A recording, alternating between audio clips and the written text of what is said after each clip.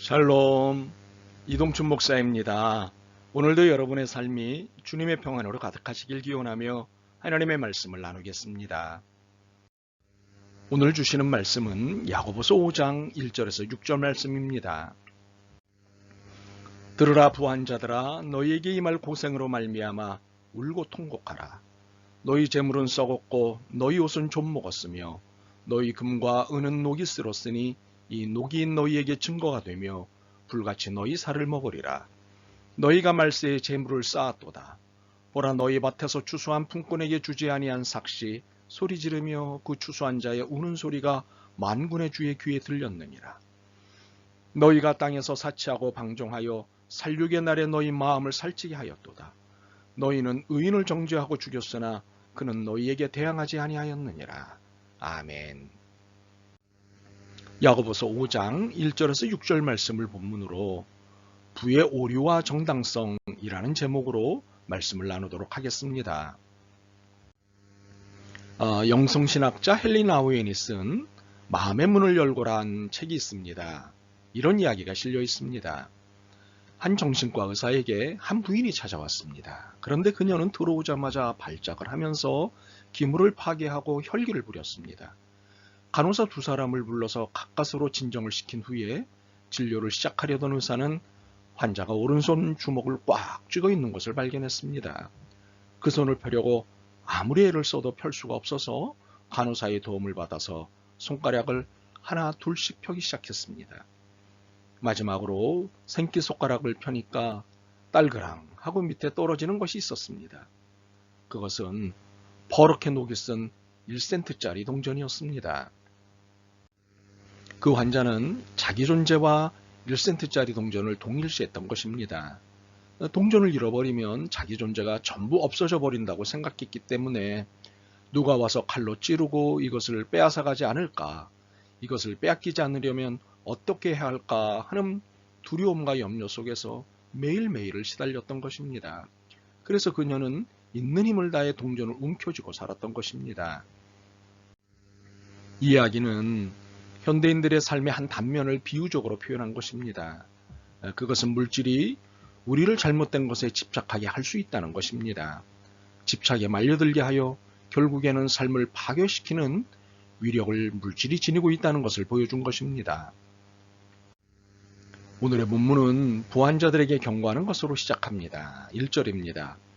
들으라 부한자들아, 너희에게 임할 고생으로 말미암아 울고 통곡하라. 야고보의 대부분의 어조가 그렇지만 본문은 유독 그 강도가 더합니다. 이는 부한자들에게 반드시 임할 고생이 있다는 사실을 말하는 것으로 본문을 시작한 것에서 알 수 있습니다. 그리고는 이 일에 대해 회개할 것을 권면합니다.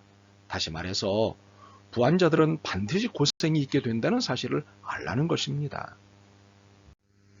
그렇다면 왜 부한자들이 결국엔 고생을 하게 될까요? 이 질문은 부한자에 대한 정의를 이끌어냅니다. 그리고 이 질문에 대한 답은 3절 끝에 있습니다. 너희가 말세에 재물을 쌓았도다. 부한자들이 결국엔 고생을 하게 되는 이유는 재물을 쌓았기 때문입니다. 성경이 부한자들에 대해 고발하는 내용은 부하기 때문이 아니라 그 부를 쌓아두었기 때문입니다. 우리는 종종 부나 부자 그 자체를 부정적으로 이야기합니다. 그러나 성경은 그 자체를 부정적으로 말씀하지 않으십니다. 성경이 말씀하는 것은 재물을 쌓는 것에 대한 정죄인 것입니다. 예수님께서 어느 날 한 부자 청년이 찾아왔을 때 그를 대하시는 태도는 여느 사람을 대하는 태도와 마찬가지로 진지하고 정중하셨습니다. 이는 부나 부자 그 자체를 경멸하시는 것이 아님을 보여주는 사례입니다. 그러나 예수님이 심히 안타까워하셨던 것은 그 젊은 부자의 부에 대한 욕심에 대해서였습니다.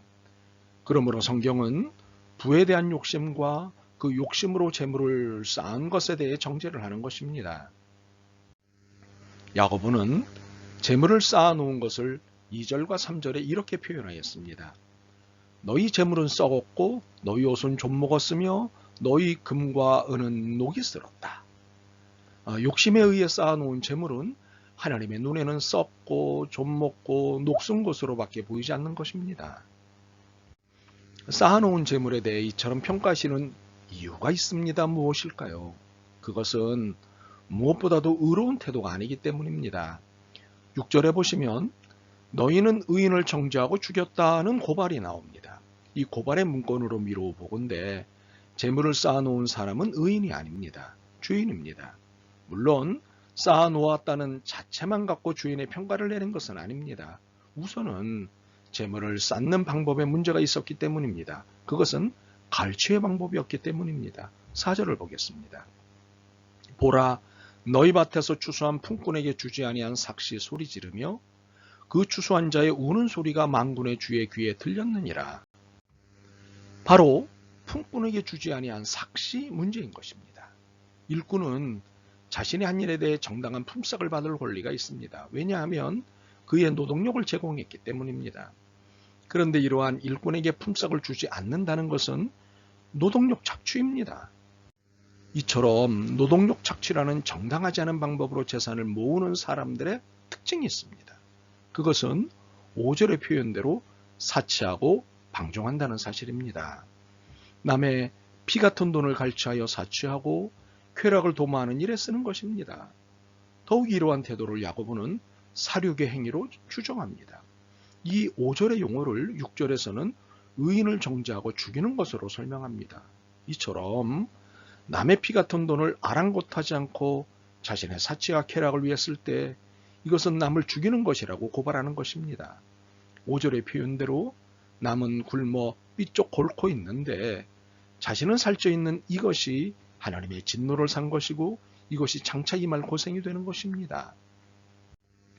그러므로 하나님이 야고보를 통해 부한 자들을 정죄하시는 것이 부 자체가 아님을 알아야 합니다. 그들이 남의 노동력을 착취하여 획득한 부와 죄물로 자신의 쾌락을 도모하는 그릇된 태도들이 있기 때문에 정죄하시는 것입니다. 이렇게 확실한 증거가 있기 때문에 진노하시는 것입니다. 참으로 재물을 쌓는 방법이 아주 치사한 방법이기 때문에 무엇보다도 이 일에 대해 정죄하십니다. 그런데 정당한 방법으로 재물을 모았다 하더라도 그것이 단지 쌓아놓은 것으로 끝날 때 이것 또한 정죄의 대상이 된다는 사실입니다. 우리가 앞서 살펴본 바 있는 3장 14절에서 17절을 다시 봅니다.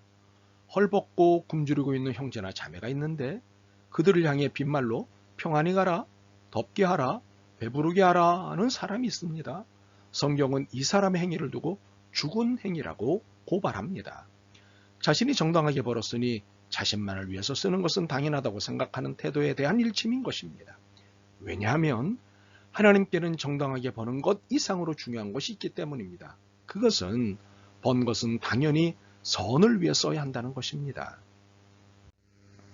예수님의 달란트 비유에 보면 한 달란트 받은 자는 모으는 위주로 살았습니다. 그래서 악하고 게으른 종이라고 책망을 받을 뿐이었습니다. 정당한 방법으로 돈을 버는 한 그것은 죄가 되지 않습니다. 또한 돈을 저축하는 것도 죄가 되지는 않습니다.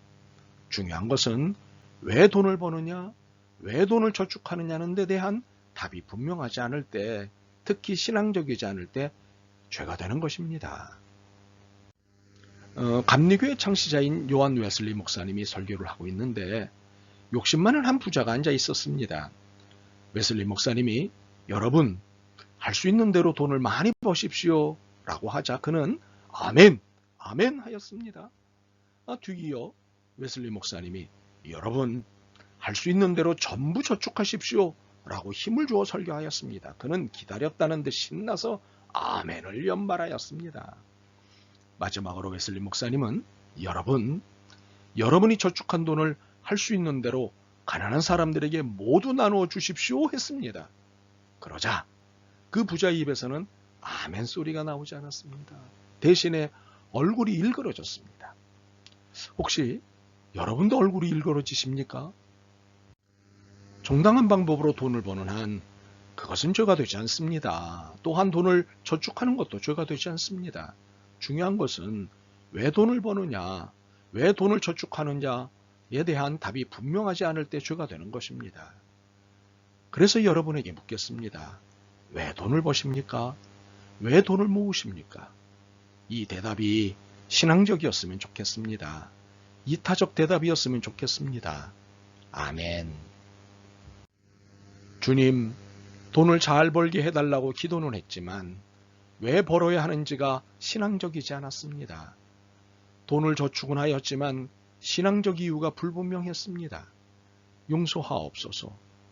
왜라는 질문에 신앙적 답을 갖게 도와주옵소서. 예수 그리스도의 이름으로 기도드립니다. 아멘. 오늘도 여러분의 믿음과 삶을 응원합니다. 사랑합니다.